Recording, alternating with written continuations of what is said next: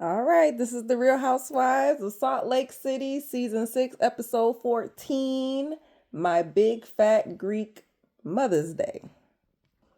So it's Mother's Day, and everybody's still in Greece, so it's like a Mother's Day trip, pretty much, right? Most of the ladies are kind of like bittersweet about it, obviously, like, dang, I'll be Mother's Day with my kids, right? Mother's Day with my kids. Heather over there, like, whoa, Mother's Day without no kids. Yes, that's how you're supposed to do it, right? Right. I think that's how I spent my first Mother's Day. My baby daddy actually took uh, my son out so that I can actually enjoy my day alone or whatever, right? But anyway, let me see. They are getting ready for the day. Angie has donkey riding and Greek cooking classes. Okay, so they're gonna split the group up. While they're having breakfast, Brittany kind of mentions that, hey, you notice that we're all we're all just chilling by the pool with no problems. And anybody notice that there's just one person missing? Hmm. And so everybody's like, well, dang, that's Meredith. She's in the house trying to make her some coffee and just doing her own thing. And, it's like, well, did anybody talk to her? Did anybody know how she's feeling? Because the night before, we were trying to get some resolve with her, and she was not trying to hear Heather out, at least the way that Heather wanted her to, right?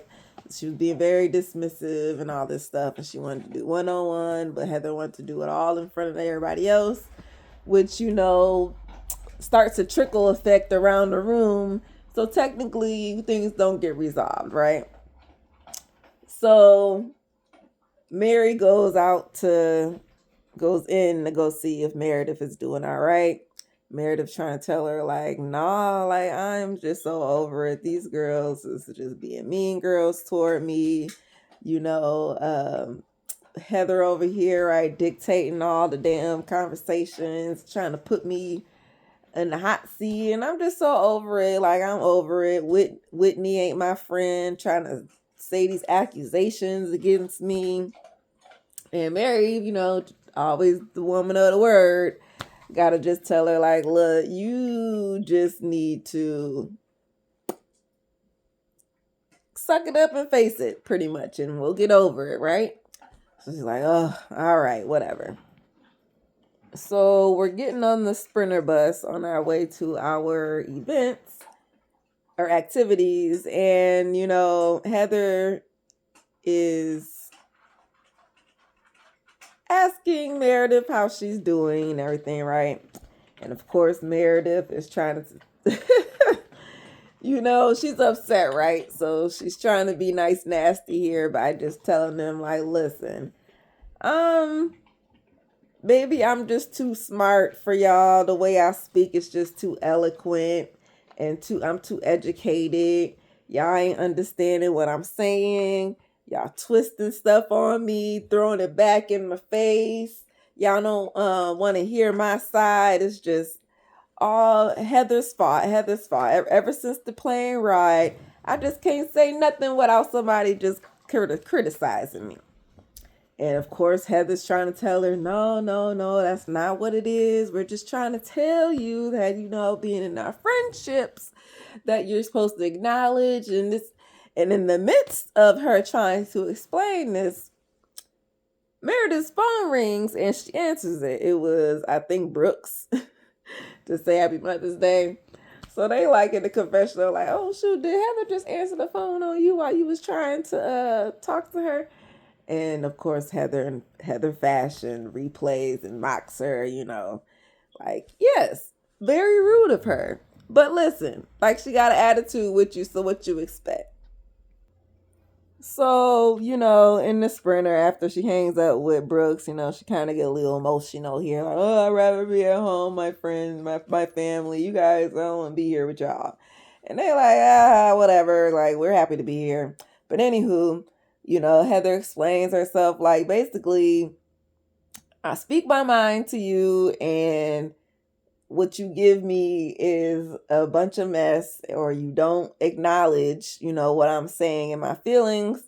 And that's just not what a friendship is. And I'm trying to get you, to reciprocate, sorry. What I'm trying to give to you, right? Two-way street.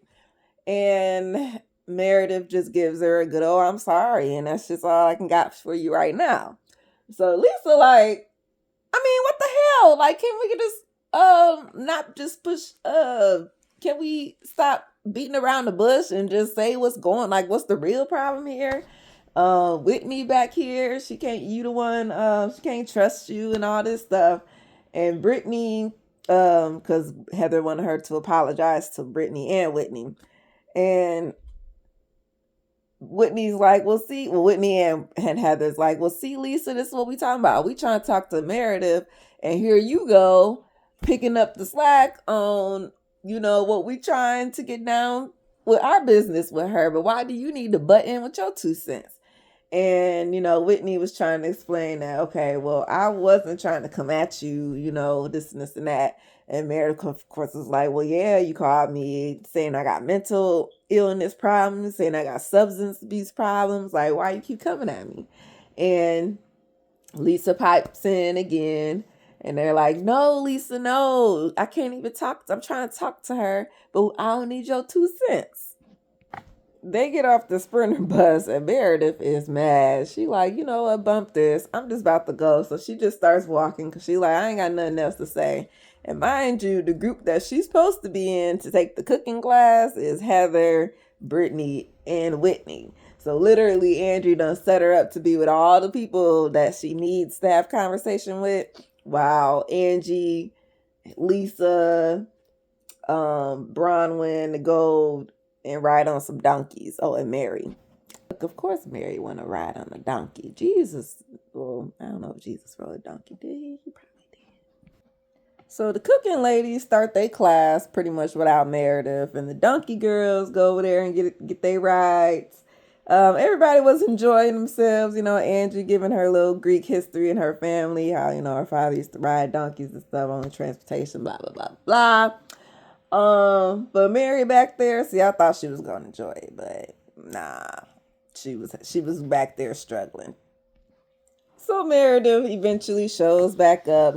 She cools down just a little bit, enough to sit down, grab a glass of wine, and try to get this lesson on whatever dish they was making. I can't remember what it was called, but the girls are putting their little plates together, and Meredith just sitting there.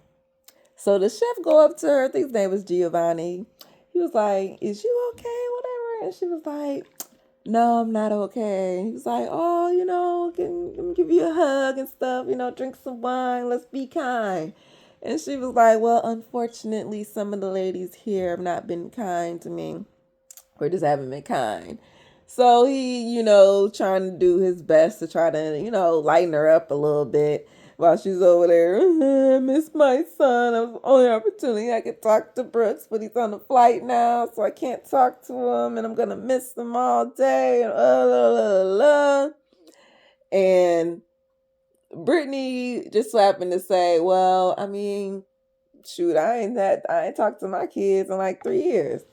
And Meredith was like, oh, really? Make it all about you, huh?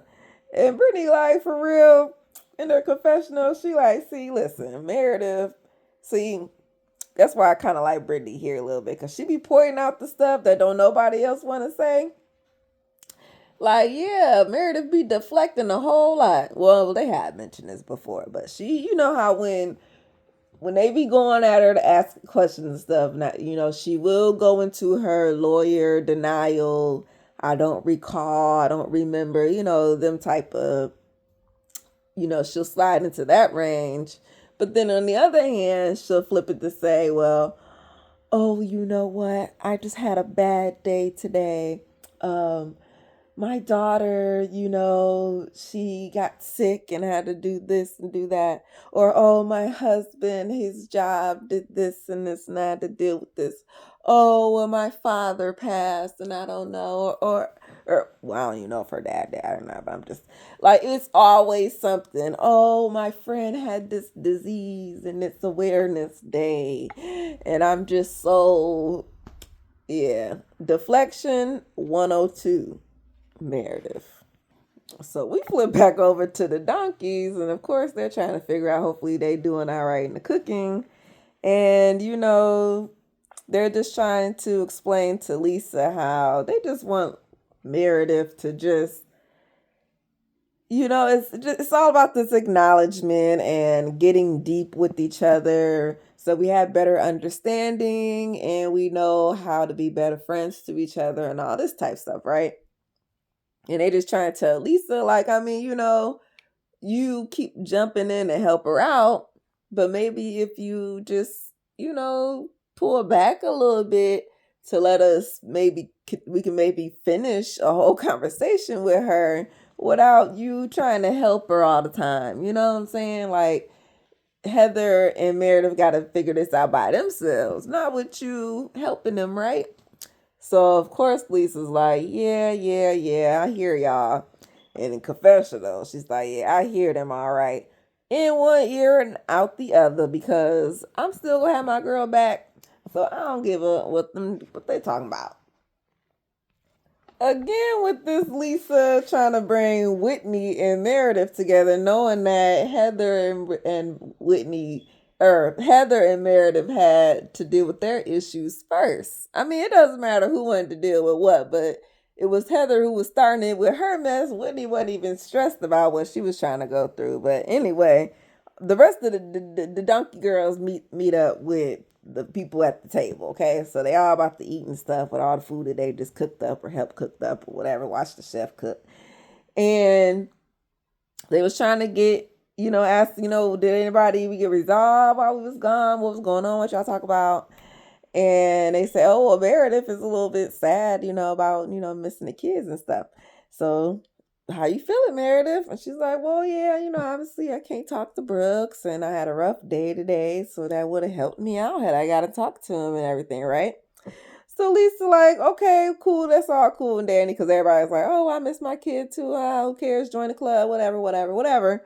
It's excuses, excuses, excuses, because you all knew that we was gonna be on this trip on Mother's Day. So come on now, you knew we weren't gonna be at home. So you could have been maybe talked to Brooks earlier when he woke up or something, like I don't know, but either way, excuses, excuses, excuses.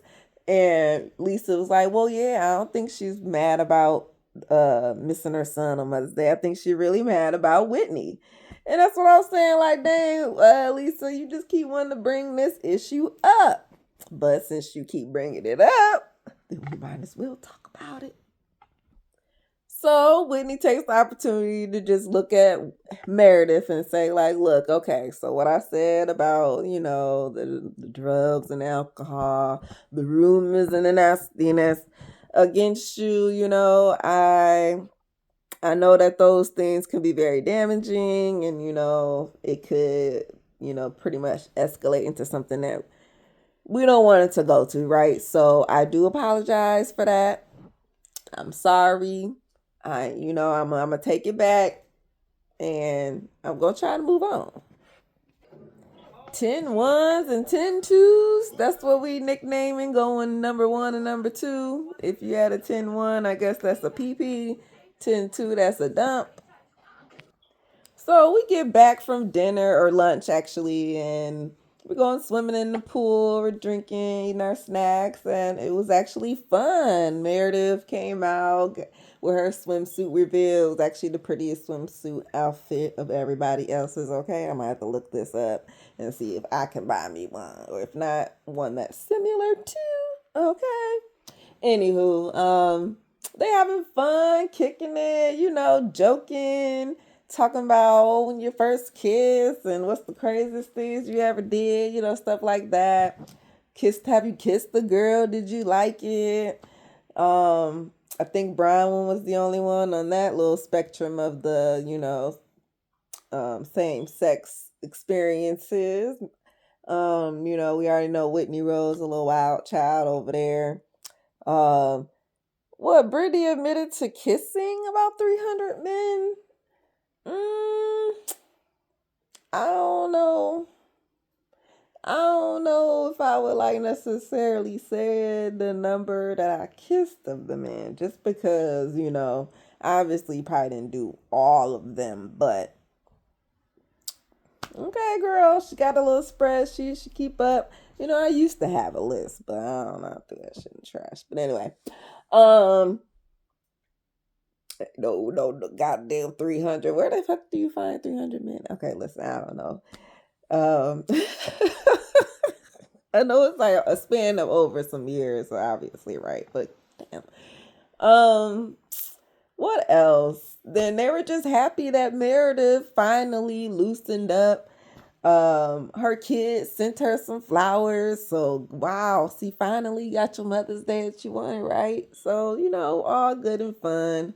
Her little story wasn't even that extreme. I mean, none of them have extreme stories. I mean, come on now. Let me tell you some stories about some stuff that I done did, okay? They wouldn't even believe. Like, so they'd be like, what? Yeah, girl. I ain't no Mormon. But anywho, they about to get changed, get dressed, and let's go get dinner. So we get the Sprinter on our way to dinner, and Brittany, or it was Lisa said something about the high body count hair, right?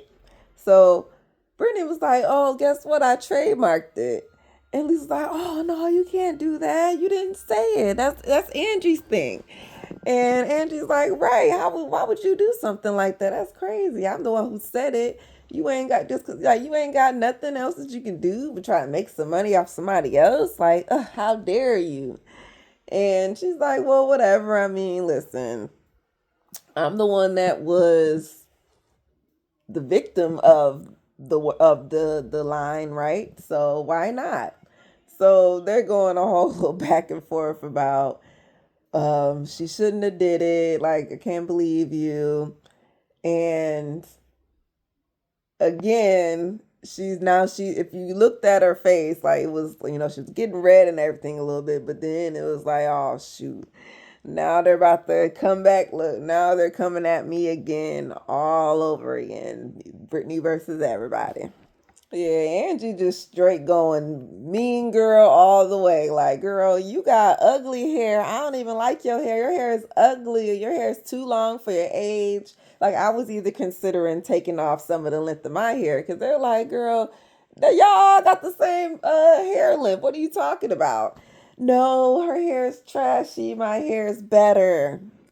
Listen, they all was going in on this high body count hair, girl. You shouldn't have trademarked it. It's so dumb of you. You're such a ditz. Like, they just coming at her like this. And Whitney trying to save her a little bit to be like, well, dang, I mean, look at my outfit. I got on a high body count outfit with low body count hair. I mean, what? This is kind of ridiculous to just be shaming people on what they look like or don't look like or got or don't got, bad hair, good hair, what the ugh. And of course, now they get defensive because I didn't say nothing. That wasn't me who said this, and that. Like, girl, oh my goodness. Yeah, but that's how we end the episode on that whole back and forth about you shouldn't have trademarked it. High body count hair. Angie mad, basically. Okay, listen, like she said, you should have got to it first. Uh, you wasn't smart enough to get there. Of course, the offense. I'm not smart enough. I'm not smart enough. Like, okay, who cares? Whatever. We argue about it. We're fine because it really wasn't much of an argument. Brittany, you cool? Yeah, I'm cool. All right, we'll move on. Drinks. Opa delicioso or delicious, because my big fat Greek wedding. That's one of my favorite movies. Okay, delicious. Opa. Okay, I can't wait to get the Greece. The views, everything was so beautiful. I'll need to. It's yeah. So we'll get to the next episode. I think we're still gonna be in Greece, enjoying some more of these good sceneries and some more of these messy ladies. All right, thank you for watching. Peace. Bye. Love.